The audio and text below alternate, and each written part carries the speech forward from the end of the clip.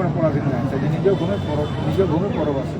আজ আমরা যতই বলি, আজকে আমরা জিন্দাবাদ করছে, কখনো দিদির জিন্দাবাদ, কখনো দাদার জিন্দাবাদ, কখনো বুদ্ধ জিন্দাবাদ, কখনো জ্যোতিবাবু জিন্দাবাদ, কিন্তু পুরুলিয়ার শোষণ বঞ্চনা অব্যাহত চলছে, যেমন চলে তেমনি চলে।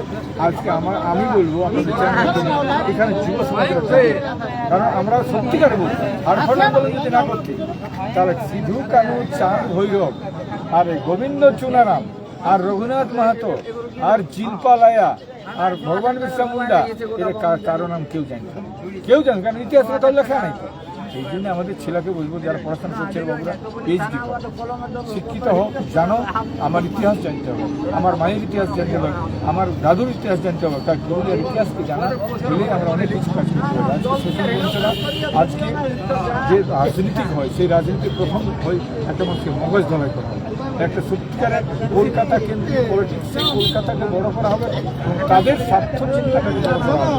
এইখানে যে একটা অবহেলিত দরিদ্র জেলা পুরুলিয়া, সেখানে আজও পর্যন্ত এইভাবেই থাকে মানুষের স্বাভিমানের ব্যক্তিগুলা, স্বাভিমানের জন্য আজকে কিন্তু মাত্র চিনার মাত্র কলেজের নামে কলেজ, আজকে রাস্তাঘাট এগুলো আমাকে ভাবতে হবে। কারণ একটা হচ্ছে, আমি বলছি যে রাস্তাঘাট হলে মানুষ উদ্যোগতা করতে না, কিন্তু একটা হচ্ছে স্বাভিমানটা বড় জিনিস হচ্ছে খাওয়ার উপর।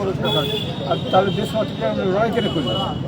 তখন তো ব্রিটিশরা খাওয়াতে ছিল, ব্রিটিশের জেল, তখন আমাদের জেল ছিল, হাসপাতাল ছিল, স্কুল ছিল, করাও করেছিল। তাহলে আজকে স্বাধীনতার জন্য আমাদের লড়াই করতে হইল কেন না? আমাদের নিজস্ব স্বাধীনতা ছিল একটা। এই যে সাংস্কৃতিক পরিমণ্ডলে জিওগ্রাফিক্যাল এরিয়া, এই যে ছোটনাগপুর এরিয়া, এই যে ভারতবর্ষ, তার নিজস্ব নাগরিকত্ব, নিজস্ব যে আমাদের স্বাধীনতা যে ছিল না, তাই ব্রিটিশকে আমরা টানাই আজকে স্বাধীনতা লাভ করছি। কিন্তু এখানে স্বাধীনতার জন্য লড়তে যায় যারা আজও কিন্তু অখ্যাত হয়ে গেল, এটা তা আমি বলতে চাই সমস্ত আজকে শিক্ষিত মানুষ পুরুলিয়ার যারা চিন্তাভাবনা করেন, তারা কিন্তু এই ভাবনার জন্যে আজকে ঐক্যবদ্ধভাবে একটা পুরুলিয়ার কমন ভয়েস থাকা দরকার ছিল।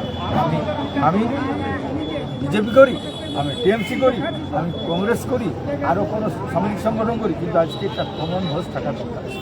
আমাদের কমন ভয়েস হলে পরিষ্কার কথা পুরুলিয়া চাইবে। সারা চাকরিগুলোও লোকে খাবে, সব কিছু হবে, এখানে বেকার ছেলের চাকরি পাবে নাই, আর তাও জিন্দাবাদ। এই জিন্দাবাদ করতে শেখান যে এইটাকে বাদ দিতে হবে। আমাদের কী করে আমরা যে আমাদের জিন্দাবাদ হবে কী করে, সেটা চিন্তা করি। তাই আমি সবাইকে এর মাধ্যমে সবাইকে বললাম।